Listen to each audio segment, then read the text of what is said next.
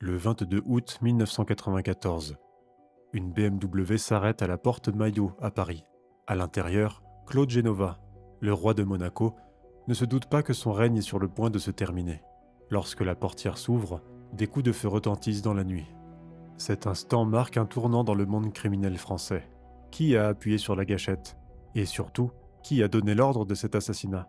Claude Genova, né à Tunis en 1951, d'un père corse et d'une mère sicilienne, n'était pas destiné à devenir le roi de Monaco que l'on connaît aujourd'hui. Sa jeunesse est marquée par ses prouesses en lutte gréco-romaine, qui lui confèrent une musculature impressionnante et une réputation d'homme à ne pas défier. Ses premiers pas dans l'illégalité se font dans le proxénétisme hôtelier à Paris. Il gère des réseaux de prostituées, exploitant la vulnérabilité des femmes. Parallèlement, il se lance dans le trafic de voitures volées, élargissant son influence et augmentant ses revenus. Au fil du temps, Genova étend son empire criminel, utilisant la peur comme outil de contrôle. L'ambition de Genova le pousse à vouloir dominer l'ensemble du milieu parisien. Il élimine ses rivaux les uns après les autres, souvent de manière spectaculaire. Son physique imposant lui vaut le nom de Gros, qui devient synonyme de terreur dans le monde du crime. La transformation de Genova en roi de la pègre monégasque s'explique par sa capacité à tisser des liens avec des figures influentes. Il établit des connexions avec des hommes politiques, des hommes d'affaires et même certains membres des forces de l'ordre. Ces relations lui offrent une protection précieuse et lui permettent d'étendre son influence au-delà du monde criminel traditionnel. Genova diversifie ses activités en investissant dans des entreprises légales, notamment des bars et des boîtes de nuit sur la Côte d'Azur. Cette stratégie lui permet de blanchir son argent tout en renforçant son emprise sur la région. Son empire s'étend de Paris à Monaco, englobant une multitude d'activités illégales et légales. Dans l'ombre des casinos étincelants de Monaco se cachait un monde régi par la peur. Claude Genova avait transformé ce paradis des riches en un véritable enfer pour ses opposants. La terreur qu'inspirait Genova était telle que peu osaient le défier ouvertement. Son nom suffisait à faire taire les plus bavards et à soumettre les plus rebelles. Un ancien associé, qui a préféré garder l'anonymat, a révélé de nouveaux détails sur le roi de Monaco. Genova utilisait des techniques psychologiques pour briser ses victimes. Il les isolait pendant des jours, les privait de sommeil et jouait avec leurs peurs les plus profondes, a-t-il confié, visiblement secoué par ses souvenirs. Face à ce système bien rodé, la police se trouvait souvent démunie. Les témoins potentiels refusaient catégoriquement de parler, paralysés par la peur des représailles. Les rares qui osaient briser le silence disparaissaient mystérieusement ou se rétractaient subitement. Cette omerta, renforcée par la terreur qu'inspirait Genova, rendait presque impossible la collecte de preuves concrètes contre lui.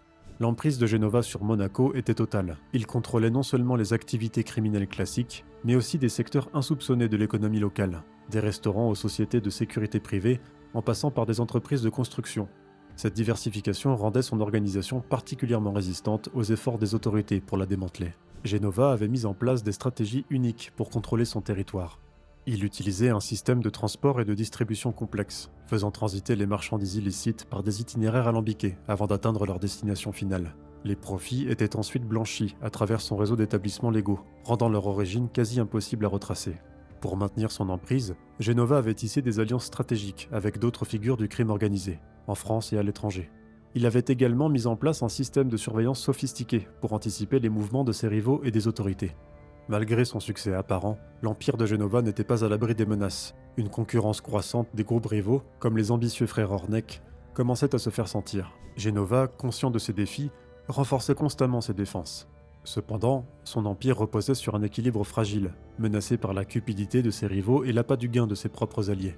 La question n'était plus de savoir si cet empire allait s'effondrer, mais quand et comment sa chute allait se produire.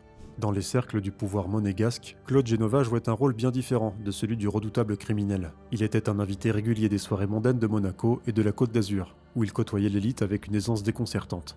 Sa présence dans les salons feutrés des casinos et sur les terrasses des hôtels de luxe semblait presque naturelle, tant il savait se montrer charmant et généreux. On murmurait qu'il aurait financé des campagnes électorales, s'assurant ainsi le soutien de futurs décideurs. Un soir de gala, par exemple, on l'avait vu en grande conversation avec un ministre, échangeant des numéros de téléphone et des promesses de collaboration.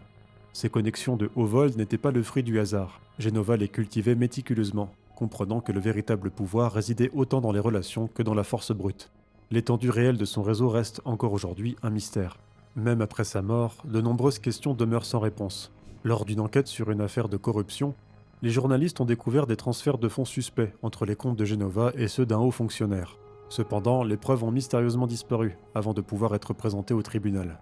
Cette protection invisible rendait Genova pratiquement intouchable. Les policiers chargés d'enquêter sur ses activités se heurtaient souvent à des obstacles inexpliqués. Un inspecteur a confié avoir reçu des appels anonymes, l'enjoignant à abandonner certaines pistes d'investigation. Ces pressions ont semé le doute sur l'intégrité de l'appareil judiciaire et alimenté les frustrations des forces de l'ordre honnêtes. Le 22 août 1994, une soirée ordinaire au bar panoramique du Concorde Lafayette à Paris prend une tournure inattendue. Claude Genova vient de conclure un rendez-vous tendu concernant une affaire impliquant son chauffeur, Pépé, dans un meurtre. Genova porte sur lui 50 000 francs, destinés à indemniser les familles des victimes. En quittant l'établissement, Genova ressent un danger imminent. Son instinct, aiguisé par des années dans le milieu, le pousse à demander son arme à son garde du corps, un 11-43 nickelé. Mais le destin en décide autrement. Avant qu'il ne puisse saisir son pistolet, le silence de la nuit parisienne est brisé par des coups de feu. Genova est touché dans le dos par des tirs de chevrotine. L'impact le projette en avant et il s'effondre sur le trottoir. En quelques secondes, le règne de Claude Genova prend fin de manière brutale et inattendue. Dans la confusion qui suit, l'argent que Genova transportait disparaît, tout comme ses assassins. Les 50 000 francs s'évaporent dans la nuit parisienne, emportant avec eux une partie du mystère entourant cette exécution. Les tueurs se fondent dans l'obscurité, laissant derrière eux un cadavre et de nombreuses questions sans réponse. La mort de Genova crée un vide dans le milieu criminel parisien. Les lieutenants et les rivaux de Genova, longtemps tenus en respect, voient dans cet assassinat une opportunité. Les alliances se reconfigurent, les ambitions refont surface. L'enquête qui s'ouvre s'annonce complexe. Les policiers font face à un réseau criminel tentaculaire, des témoins terrifiés et des pistes qui s'évaporent rapidement. La chute du roi de Monaco marque le début d'une nouvelle bataille entre les forces de l'ordre et ceux qui cherchent à prendre la place de Genova. L'enquête sur l'assassinat de Claude Genova se heurte rapidement à des obstacles spécifiques. Les policiers découvrent que Genova et les frères Ornec partageaient un passé commun remontant à leur enfance à Montreuil, ajoutant une dimension complexe à l'affaire. Cette révélation soulève des questions sur les motivations potentielles du meurtre et la nature de leur relation.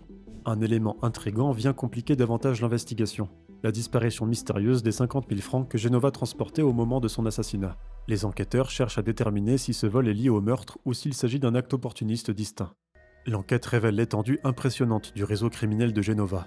Des bars de Pigalle au casino de la Côte d'Azur, son empire s'étendait sur une grande partie du territoire français. Ses activités illégales touchaient divers secteurs, du proxénétisme au trafic de drogue, en passant par le racket et les jeux clandestins. Malgré les soupçons pesant sur eux, les frères Ornec ne seront jamais condamnés pour le meurtre de Genova. Le manque de preuves tangibles et la disparition mystérieuse de certains témoins clés empêchent la justice de conclure l'affaire. Les Ornec profitent de cette situation pour consolider leur position dans le milieu, reprenant une partie de l'ancien empire de Genova. L'enquête, bien que riche en révélations sur le fonctionnement du crime organisé en France, n'a pas permis de faire toute la lumière sur cette affaire qui continue de fasciner et d'intriguer. La mort de Claude Genova a créé un vide de pouvoir dans le milieu criminel parisien, un vide rapidement comblé par les frères Ornec. Anciens lieutenants de Genova, ils connaissaient parfaitement les rouages de son empire et n'ont pas tardé à en prendre le contrôle. Les Ornec se sont comportés comme de véritables hommes d'affaires, utilisant leurs contacts dans les cercles d'affaires légitimes pour blanchir leur argent et étendre leur réseau. Leur empire s'est rapidement étendu de Paris à la Côte d'Azur, reprenant une grande partie des activités autrefois contrôlées par Genova. Ils se sont impliqués dans des opérations variées, allant des attaques de fourgons aux extorsions dans les bars à filles, avec une approche calculée basée sur l'intimidation et l'observation minutieuse des faiblesses des gérants. L'assassinat de Genova a bouleversé l'équilibre du milieu criminel parisien, pour plusieurs raisons. Sa brutalité légendaire avait maintenu un certain ordre, et sans cette figure terrifiante, les ambitions longtemps réprimées ont pu s'exprimer. De plus, son réseau d'influence, qui s'étendait jusqu'aux plus hautes sphères de la société, s'est soudainement retrouvé sans pilote, offrant de nouvelles opportunités à ceux qui sauraient les saisir. Les Ornec ont compris que la violence brute ne suffisait plus et ont opté pour une approche plus subtile, mêlant intimidation psychologique et manipulation financière. Cependant, l'héritage de Genova continue d'influencer le paysage criminel actuel de manière complexe. Certaines factions perpétuent ces méthodes brutales, créant une coexistence entre anciennes et nouvelles pratiques. Cette dualité engendre des tensions et des conflits au sein du milieu, où différentes philosophies criminelles s'affrontent. L'assassinat de Claude Genova en 1994 reste une énigme non résolue, symbole de la complexité du milieu criminel français. Bien que son règne violent ait pris fin, l'impact de sa chute se fait encore sentir aujourd'hui. Dans certains quartiers de Paris et sur la Côte d'Azur, le nom de Genova évoque toujours un mélange de crainte et de respect. Les autorités demeurent vigilantes, conscientes que le vide laissé par la disparition a ouvert la voie à de nouveaux acteurs, comme les frères Ornec, qui ont su s'adapter avec des méthodes plus sophistiquées. L'héritage de Genova rappelle que dans le monde du crime, le pouvoir est fugace et la menace de violence omniprésente. Chaque vacance du pouvoir risque d'être rapidement comblée par des individus ambitieux et sans scrupules, perpétuant ainsi le cycle de violence et d'illégalité que Genova avait incarné pendant des années.